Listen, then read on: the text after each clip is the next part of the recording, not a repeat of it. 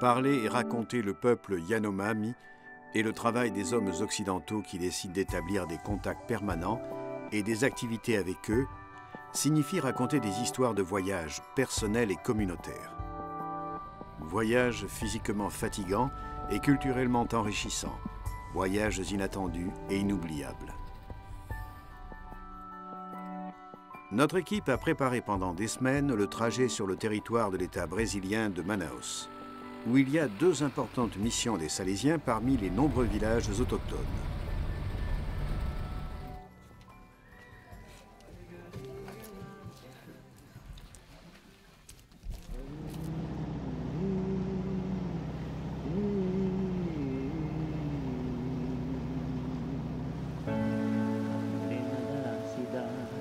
La population est estimée entre 27 et 30 000 individus, répartis sur moins de 10 millions d'hectares, le long de la frontière entre le Brésil et le Venezuela, dans le dense réseau hydraulique compris entre Rio Negro et l'Orénoque.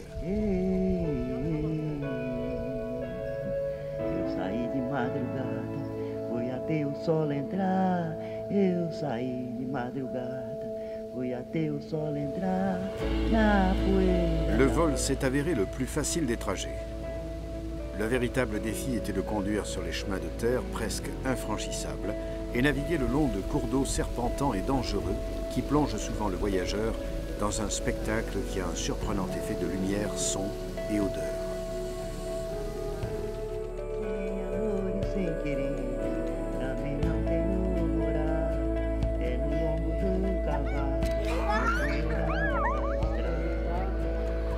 Notre arrivée est accueillie par les enfants et les jeunes comme une occasion joyeuse, une occasion de montrer leurs habiletés.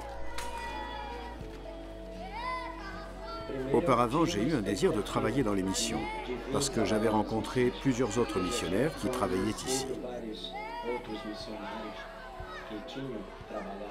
En parlant avec eux, ils ont suscité en moi un intérêt. J'ai été attiré par leur bravoure de vivre au milieu de tant de difficultés, de leurs défis pour s'attaquer à leurs tâches. Tout cela m'a séduit, m'a incité à faire de même.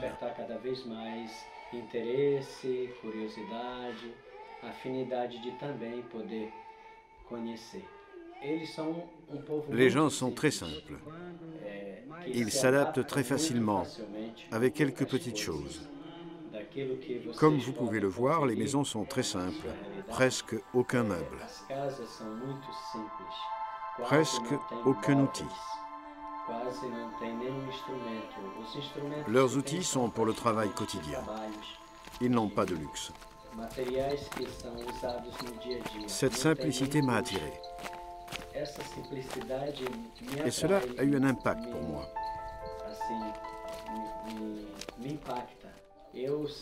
J'ai une grande estime pour ce style de vie. La communauté salésienne est présente à Maturacá depuis 1956. La mission se trouve au centre de 4 villages de Yanomami qui abritent 1 millier d'habitants. La vie ici est simple, mais quelques rudiments de scolarisation sont nécessaires pour ne pas être submergés par les nombreux spéculateurs occidentaux. Les enfants les plus petits, avec l'aide des missionnaires, fréquentent l'école et apprennent à lire et à écrire dans la langue indigène. Les nouvelles technologies pour les Yanomami sont un rappel puissant aux cultures modernes. Chaque village possède au moins un téléphone qui est utilisé non seulement pour communiquer, mais aussi pour prendre des photos et pour divertir les enfants et les jeunes avec des jeux. Même la musique la plus populaire dans la culture occidentale attire fortement l'attention des Yanomami et des jeunes en particulier.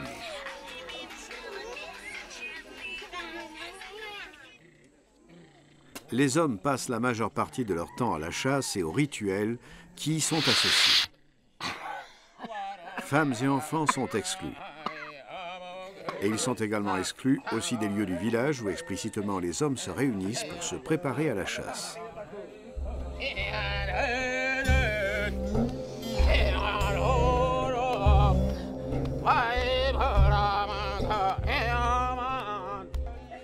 Pour filmer ces moments, on a dû demander une permission spéciale à chacun. Chez les tribus Yanomami, il n'y a pas un chef, mais chaque chef de famille exprime librement son avis. S'ils demandent quelque chose, cela signifie qu'ils en ont vraiment besoin. C'est une vie simple qui donne beaucoup de valeur à la vie quotidienne, qui consacre beaucoup de temps à converser avec d'autres pour raconter des histoires, des blagues, pour jouer et rire. Et cela nécessite du temps.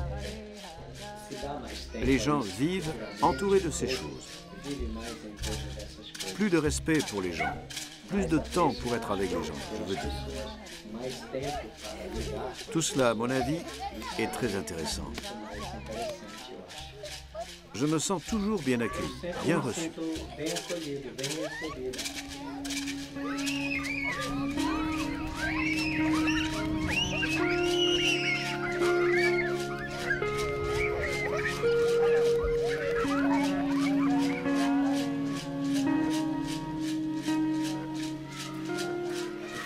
Le travail des missionnaires est essentiellement pédagogique et éducatif envers les plus petits et une action de première évangélisation pour les différentes communautés.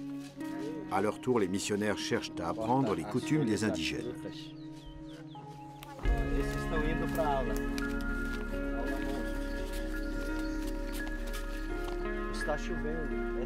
La terre d'Amazonie est une terre spéciale, rendue unique par la forte pluviosité, mais aussi assiégée par une végétation luxuriante, potentiellement non propice aux cultures. Les villages de Yanomami ont tous la même structure, probablement depuis des milliers d'années. Les cabanes des divers groupes familiaux sont disposées en cercle autour d'une clairière.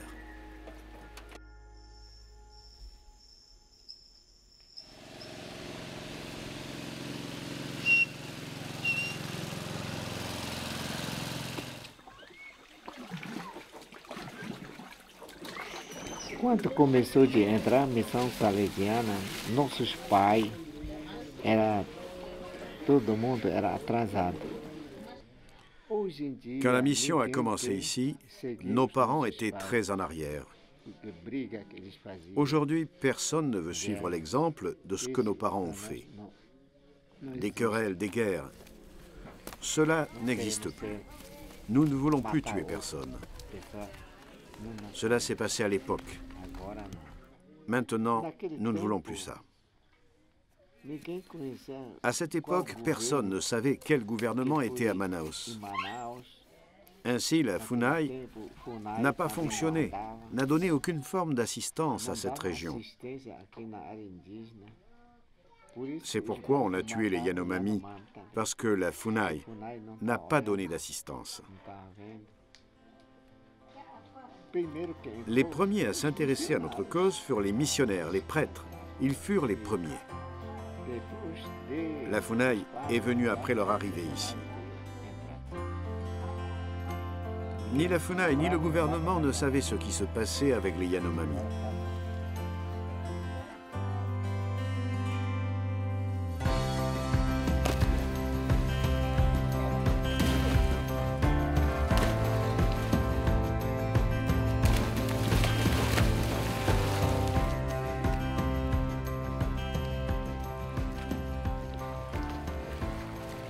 Pour les missionnaires, en tant qu'occidentaux et comme religieux, le témoignage de leur vie est ce qui peut vraiment convaincre chez les indigènes Yanomami.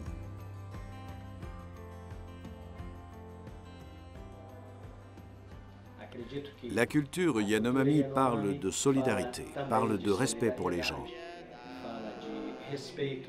de ne pas voler. Ce sont donc des valeurs chrétiennes. Enfin, il n'y a pas de conflit entre les traditions et la religion. Cet aspect dans la culture Yanomami devait être valorisé. Le christianisme devait entrer en tant qu'instrument de plus en plus dans ces valeurs dont ils parlent depuis des millénaires dans leur culture Yanomami.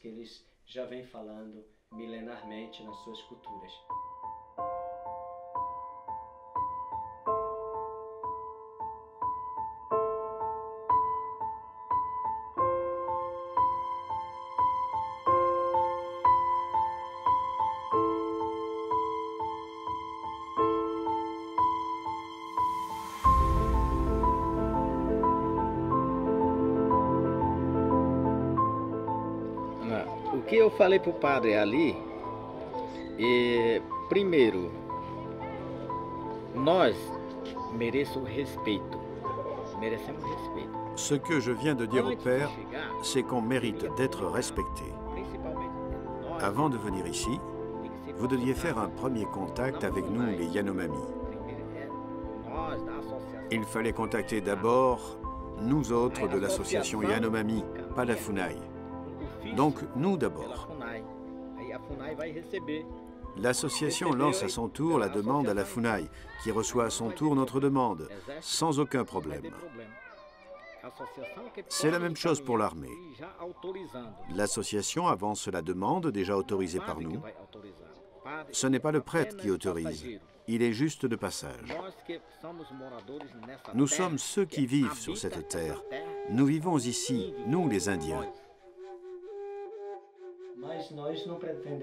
Nous ne voulons pas être les maîtres de la situation, ni être toujours les premiers en tout. Non. Notre but est d'être à côté d'eux, en les encourageant et en les formant, parce qu'un jour ils peuvent dire « Maintenant, nous voulons reprendre nos vies et les administrer ».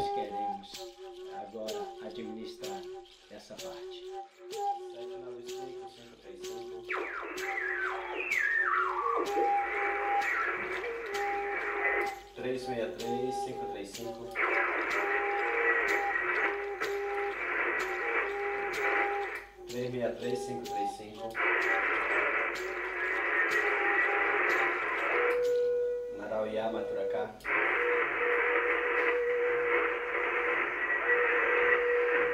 Narauya Maturaka.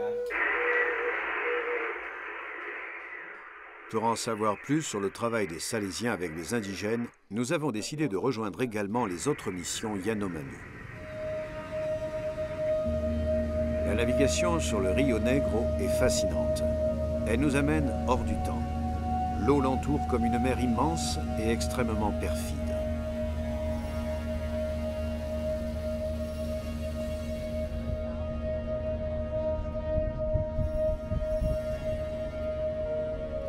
Rejoindre les missions autour de Santa Isabel se révèle notre voyage difficile et semé d'embûches. La nature extraordinaire des lieux et les gens eux-mêmes sont le prix réel pour les efforts de tous ceux qui, pendant des décennies, ont consacré leur vie à ces populations. Le bassin du Rio Negro est merveilleux, mais il est souvent très compliqué et dangereux de se déplacer librement dans la grille dense des eaux et des forêts. Cependant, il y a toujours quelqu'un prêt à donner un coup de main, même les enfants. Tout le monde sait que, tôt ou tard, il sera en mesure de recevoir une récompense.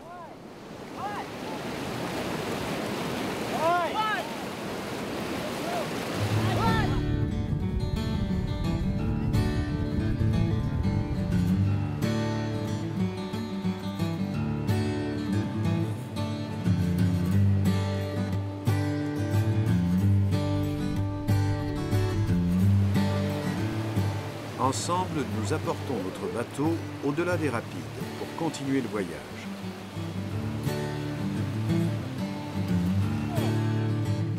Andiamo, ragazzi! Dom Bosco jovem, te amamos de coração.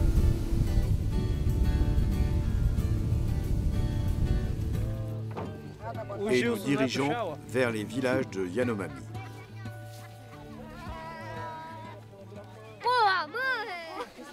Ici aussi, notre arrivée est accueillie avec curiosité et sympathie, en particulier par les enfants et les jeunes. Parfois, nous leur disons, quand vous ne souhaitez plus la présence salésienne ici, parmi vous, dites-le.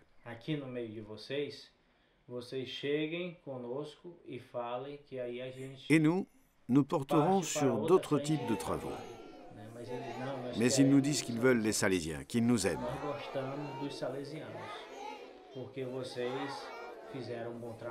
Ils nous disent, vous avez fait un bon travail. Les premiers Salésiens ont éduqué nos dirigeants et nos responsables, et nous croyons en votre travail.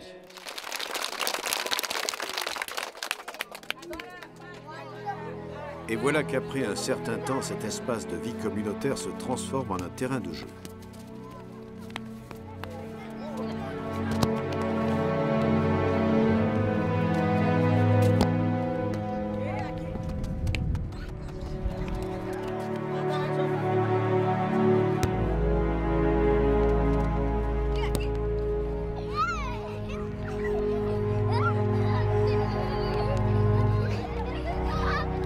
sagesse ancienne fait comprendre aux indigènes le défi de la rencontre avec la modernité. Malgré la nécessité de ne pas perdre la richesse de leur identité.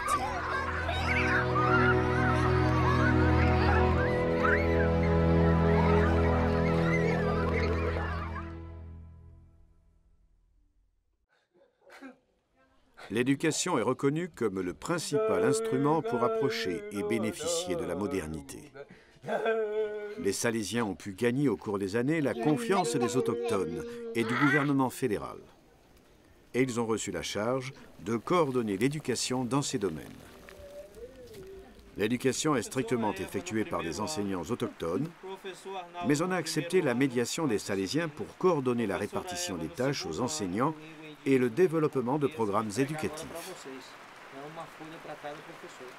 Lazare est donc engagé à visiter les enseignants et les élèves pour vérifier leurs besoins et faire des rapports sur les résultats et les difficultés.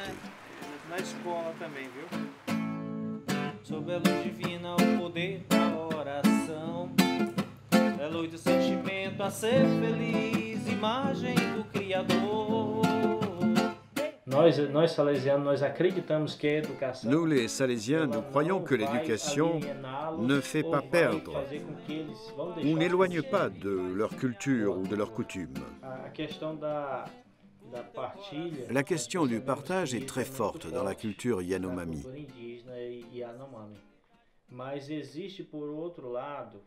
En revanche, lorsque les missionnaires sont arrivés, les peuples autochtones ont pris l'habitude de l'assistanat et du paternalisme. Il y a une autre tâche que le père Rustino, les Yadamiens et les autres Salésiens qui se déplacent ici maintenant sont en train d'aborder. C'est lutter contre ce paternalisme, cet assistanat. Comment accomplir cette tâche? Faire d'une manière qu'ils puissent prendre eux-mêmes de plus en plus personnellement les charges. Par exemple, aller faire des achats. Quand ils vont à la ville et quand ils ont besoin de quelque chose à la ville, même en ce qui concerne la santé. Auparavant, ils avaient besoin que les Salésiens les prennent par la main pour aller au cabinet médical ou à la banque. Cependant, nous nous rendons compte que cette mentalité est encore très enracinée. Elle est toujours dans leur sang, dans leur culture. Cette habitude est historique. Elle vient de très loin. Mais nous travaillons et nous remarquons que lentement, dans les 5 communautés où nous travaillons, on a des améliorations.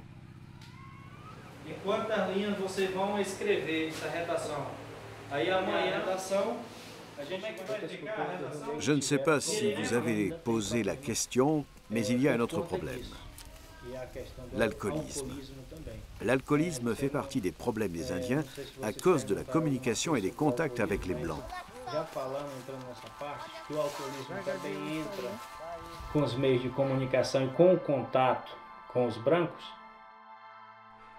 Le lien avec la tradition est toujours fort et en témoignent non seulement les rituels avec lesquels on se prépare à la chasse, mais aussi les pratiques de la médecine indigène, confiées seulement aux hommes âgés. Si l'attraction de la modernité est très forte pour les jeunes qui font l'expérience de ses avantages et qui aperçoivent les nouvelles possibilités culturelles et opérationnelles, le lien avec les traditions et les modes de vie, validés par les anciens rythmes de la nature elle-même, est aussi très enraciné et difficile à maîtriser.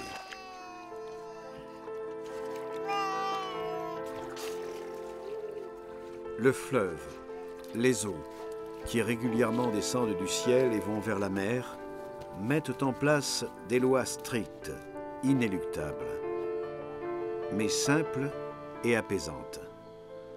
Ce sont des lois presque inchangées au fil du temps, aidant à défendre la nature et préserver des rythmes de vie reconnaissables, même des décennies plus tard.